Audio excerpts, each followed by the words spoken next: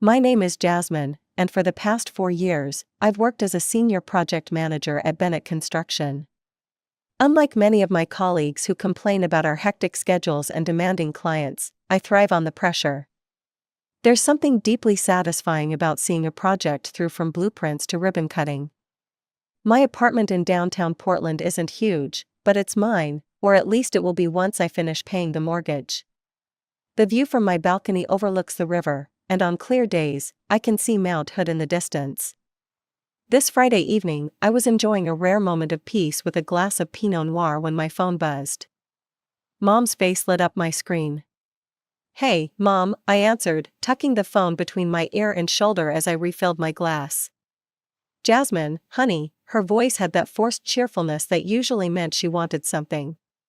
"Listen, your father and I are having a family meeting next Saturday. Everyone will be there, and we need you to come too. I'll make your favorite lasagna, the one with the 3 cheeses and homemade sauce." My mom's lasagna was legendary, and she knew it was my weakness. I couldn't help but smile. "I'll be there."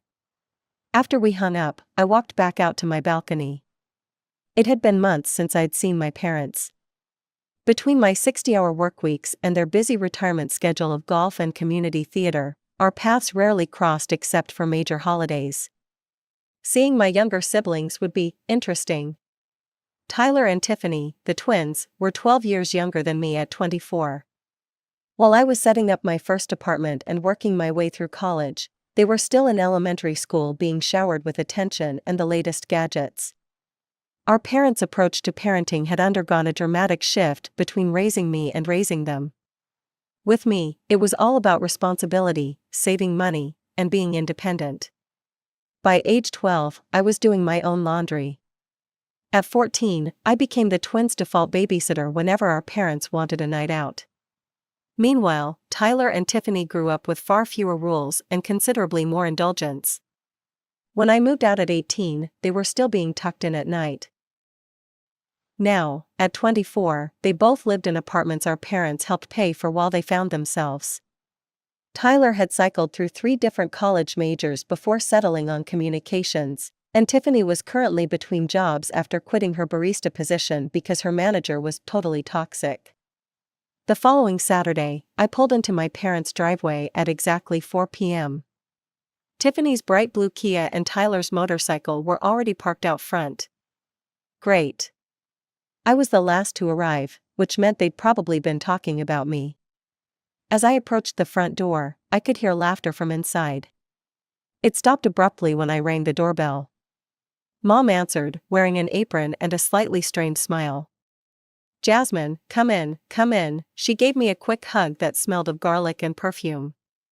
The twins were sitting close together on the living room couch, their heads bent toward each other in conspiratorial fashion.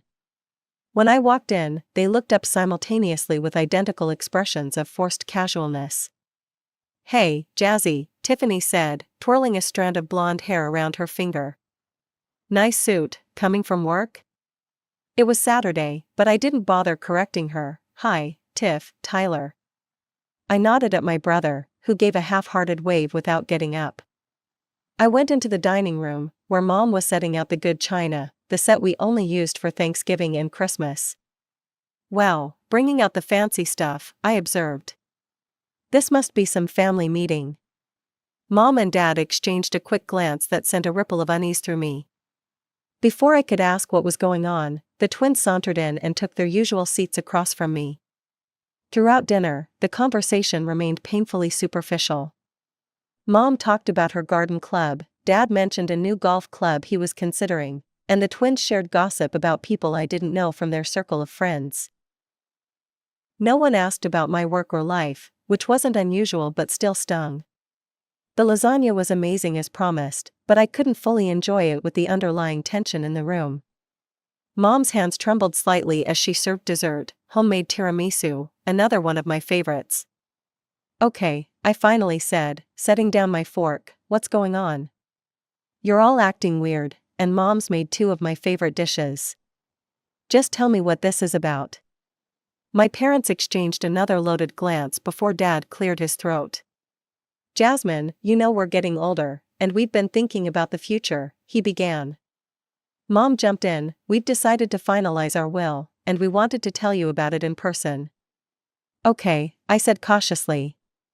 "We've decided," Dad continued, "that the house and the lake cottage will go to Tyler and Tiffany." The room went silent. I stared at my father, waiting for the rest, but he just looked at me expectantly. "And?" I finally asked. "That's it," Mom said, her voice oddly defensive. "You should understand, honey. You're doing so well financially, and the twins are still finding their way. They need the security more than you do." I looked across the table at my siblings. They were both trying, and failing, to suppress smug smiles. "Just so we're clear," Tyler said, leaning forward, "we wanted you to know now so there's no confusion later. Everything goes to us." I felt like I'd been punched in the stomach. Everything? The house that I'd been helping pay the mortgage on for the past 4 years? The cottage that I paid $30,000 to renovate last summer? Mom's face flushed. "That's not relevant, Jasmine. Family helps family, you know that." "Yeah, family helps family," I repeated slowly. "Like when I paid for both their college tuitions? Or when I send you $600 every month for household expenses?" My parents looked away, unable to meet my eyes. Tiffany snorted. "Don't act all high and mighty, Jazzy. You've always been jealous that Mom and Dad love us more." "Excuse me?" I felt my face growing hot. "It's true," Tyler added. "You've always resented us because you had to babysit while we got to have fun. It's not our fault you were born first." I looked at my parents, waiting for them to defend me, to say something, anything, to contradict this ridiculous accusation. Instead, Mom's face hardened. "You should be ashamed, Jasmine. Talking about money at a family dinner. You've always been obsessed with counting every penny. Meanwhile, your brother and sister are struggling to find good jobs in this economy. And whose fault is that?" I shot back. "You've never made them take responsibility for anything. They can't keep jobs because they've never had to work for anything in their lives." "See?" Tiffany said triumphantly. "Jealous and greedy."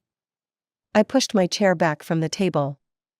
"What I see is that I've been supporting this family for years while getting nothing but criticism in return. And now I find out you're cutting me out of the will entirely? For what? For being responsible?" Dad stood up abruptly. "I think you should leave, Jasmine. When you've calmed down and can discuss this rationally, we can talk again." I was stunned into silence. As I gathered my purse and jacket, the twins smirked at me from across the room. "Don't let the door hit you on the way out," Tyler called after me. "This is our house now, not yours." The drive home was a blur. All I could think about was how blind I'd been all these years. The drive home felt like an out-of-body experience. My hands gripped the steering wheel so tightly my knuckles turned white, but I barely registered the road in front of me. By some miracle, I made it back to my apartment without incident. "You're such an idiot, Jasmine," I muttered to myself as I kicked off my shoes in the entryway. "Such a complete and utter fool." I went straight to my wine rack and grabbed a bottle of Cabernet, not the cheap stuff I usually save for cooking, but the expensive one I'd been saving for a special occasion. Well, finding out your family has been using you like an ATM seemed special enough. As I poured myself a generous glass, memories flooded back. All those times I'd helped them financially over the years. 3 years ago, when Tyler totaled his first car, I gave him $5,000 for a down payment on a new one because he needs reliable transportation for school. Last year, when Tiffany decided she wanted to become a yoga instructor, I paid for her $2,500 certification program. Then there was the $30,000 I spent renovating the lake cottage after a pipe burst and caused water damage, a cottage I've used exactly twice in the 4 years since my parents bought it. But the biggest expenditure by far was covering their house payments. 4 years ago, when my parents were looking to downsize from our old family home, they fell in love with their current place but struggled with the monthly payments on their retirement income. They took out the mortgage themselves, but right after I got my promotion, they asked if I could help them with the payments. So for the past 4 years, I've been sending them $1,800 every month to cover their mortgage. plus the additional $600 I sent them each month for utilities and property taxes. That's $2,400 a month, I said aloud, doing the math, for 4 years. The total made me wince. Almost $115,000 I'd given them, and for what?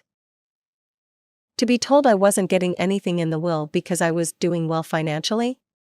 I took my wine to the couch and stared out at the city lights. The truth was I wasn't even that interested in inheriting their house or the cottage. What hurt was the dismissive way they'd announced it, as if my contributions meant nothing. As if I meant nothing. And using my favorite meal as a bribe? That was just manipulative. I opened my banking app and stared at the scheduled transfers. $1,800 to mom and dad mortgage scheduled for the 15th, and $600 to parents' expenses for the 1st of each month. With a deep breath, I canceled both recurring payments. Then I turned off my phone, finished my wine, and went to bed.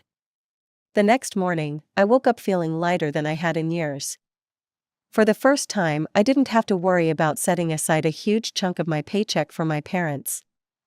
I could actually start saving aggressively for my own future. I spent the next 2 weeks throwing myself into work, staying late at the office and bringing projects home on weekends. My phone remained blissfully silent, no calls or texts from my family. It was as if our confrontation had never happened. Then, exactly 14 days after the disastrous dinner, I received a text from my mother. "Jasmine, don't forget the mortgage payment is due today. Also, we need the household money by Friday. The electric bill is higher this month." I stared at my phone in disbelief. Was she serious? After everything that had happened, she was still expecting me to send money? As if cutting me out of the will and insulting me to my face was just business as usual? I typed a response: "I won't be making any more payments for the mortgage or bills. I'm not going to financially support a house that you've made clear I have no stake in. Please make other arrangements." I hit send and set my phone down, my heart pounding. Within 15 minutes, it rang. Mom's name flashed on the screen.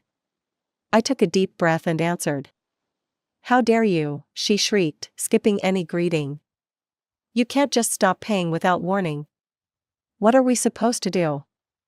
"Hello to you too, Mom," I said, keeping my voice calm. "And I'm giving you warning now. I won't be making any more payments. You can't do this to us, we're your parents. You have an obligation." "I don't, actually," I interrupted. "I've been helping voluntarily because I thought we were a family who supported each other. But after learning that you and Dad are leaving everything to Tyler and Tiffany, I realized this arrangement isn't fair to me." "This is about the will," she huffed. "I knew it.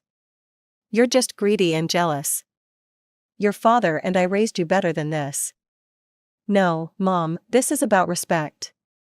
I've spent years helping all of you financially, and in return, I get cut out of the will and insulted at dinner.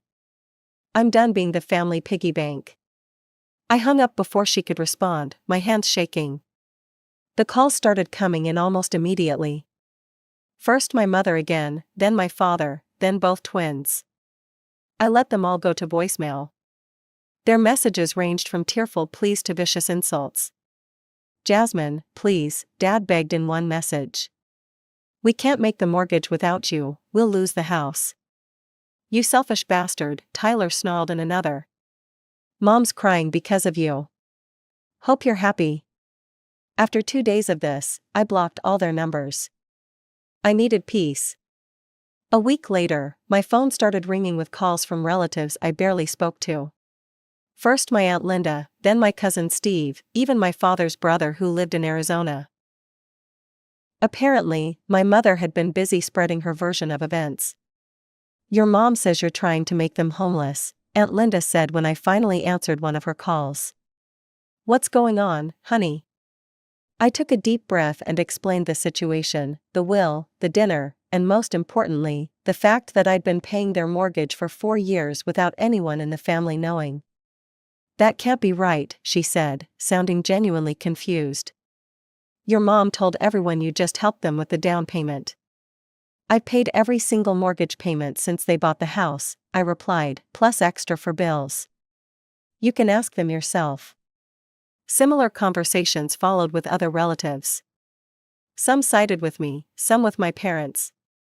A few refused to believe I'd been financially supporting my parents at all, insisting I was lying to make myself look better. Fed up with the whispers and accusations, I finally posted a detailed explanation on Facebook, laying out the financial support I'd provided over the years and why I'd decided to stop.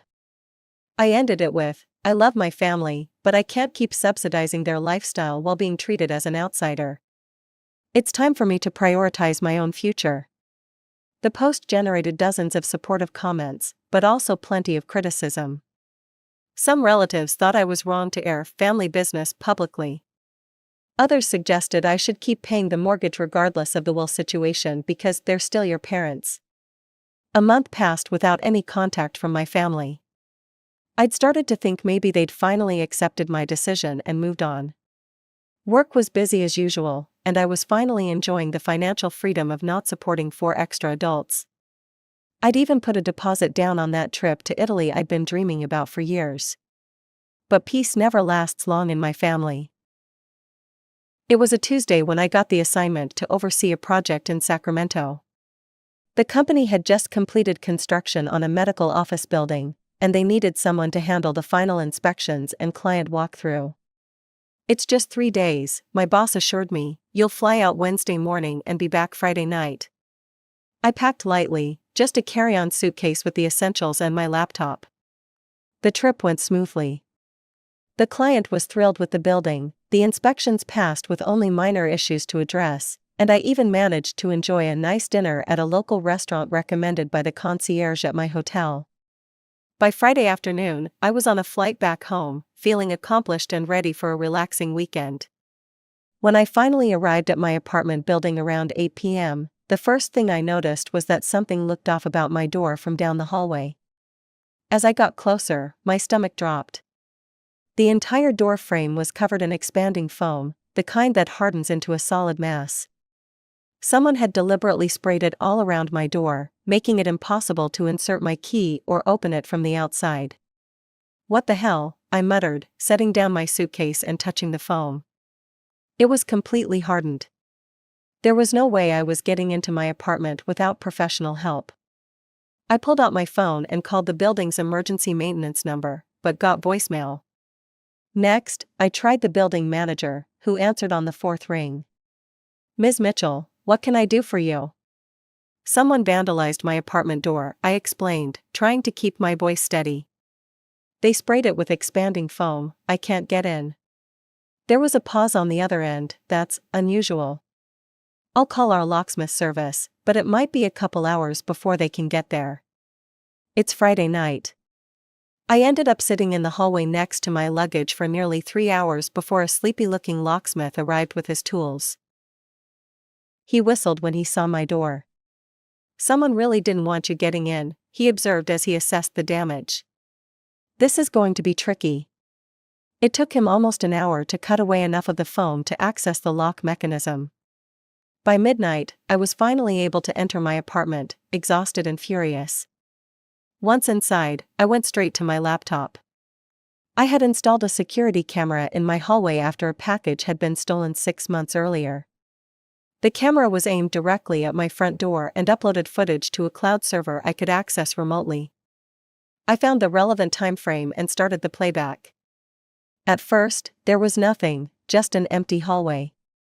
Then, around 2 p.m. on Thursday, a familiar figure appeared, Tyler. My brother was wearing a baseball cap pulled low over his eyes and had his hoodie up, but I'd recognize his walk anywhere. He looked both ways down the hallway, then pulled a can from his backpack and began spraying the foam around my door frame. He worked methodically, making sure to cover every inch of the lock and the seam where the door met the frame. When he was done, he stepped back to admire his work, then hurried away.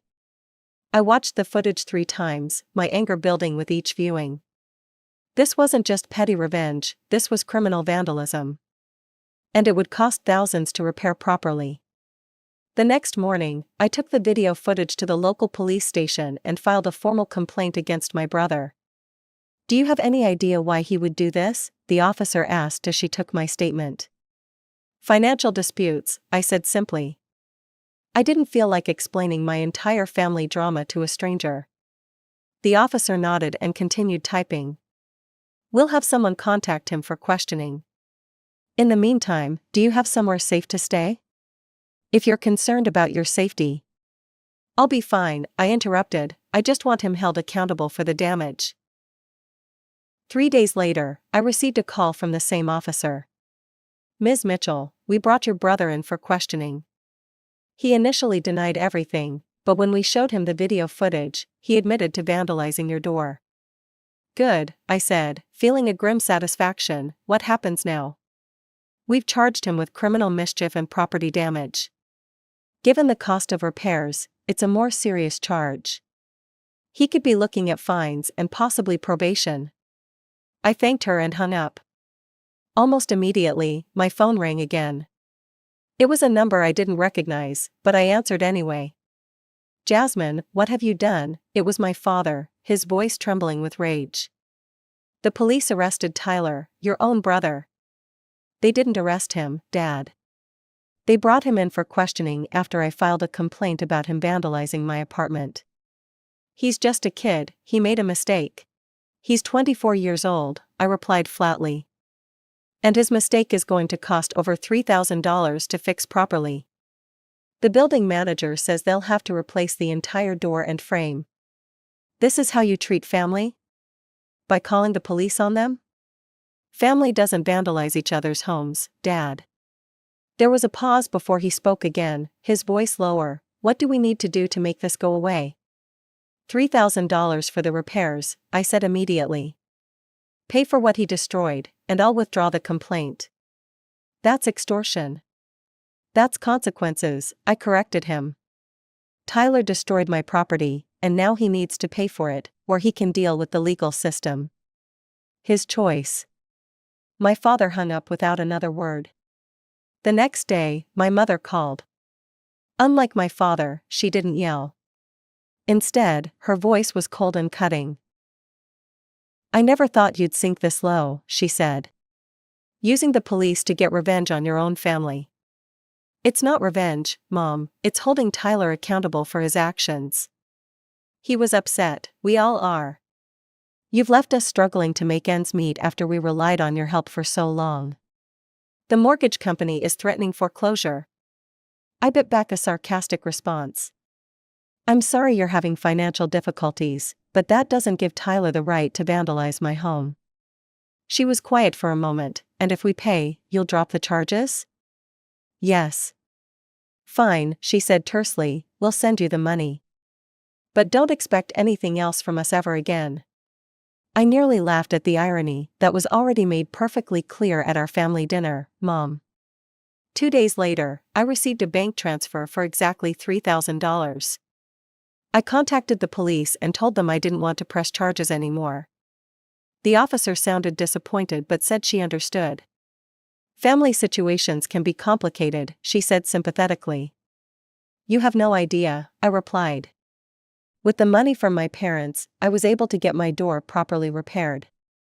The building manager was understanding but suggested I might want to consider additional security measures. I upgraded my camera system and added a second lock, just to be safe. 6 months have passed since I last had any direct contact with my family. According to Aunt Linda, who still calls me every few weeks, my parents are struggling badly with their mortgage. They've depleted most of their retirement savings trying to keep up with the payments. Your mom's waitressing at that diner near their house, she told me during our last call. Morning shifts. And your dad's working at the hardware store 6 days a week now. They're barely making ends meet. Apparently, Tyler and Tiffany aren't helping at all. Tyler picked up a retail job but quit after 3 weeks because the manager was totally unreasonable about him showing up on time. Tiffany occasionally babysits for neighbors but spends most of her days planning a lifestyle blog that never seems to launch. The worst part, Aunt Linda said, is that your parents still blame you for everything. Your mom tells anyone who'll listen that you abandoned them when they needed you most. I just smiled and changed the subject. I no longer care what they say about me. My life has never been better. I got promoted to senior director last month, with a substantial raise. I took that trip to Italy and have another vacation planned to Japan in the spring. My apartment now has a proper home office where I can work in peace. I've made new friends through my hiking group, and I've been dating someone interesting for the past 2 months. For the first time in my adult life, my money is my own. My time is my own. My future is my own.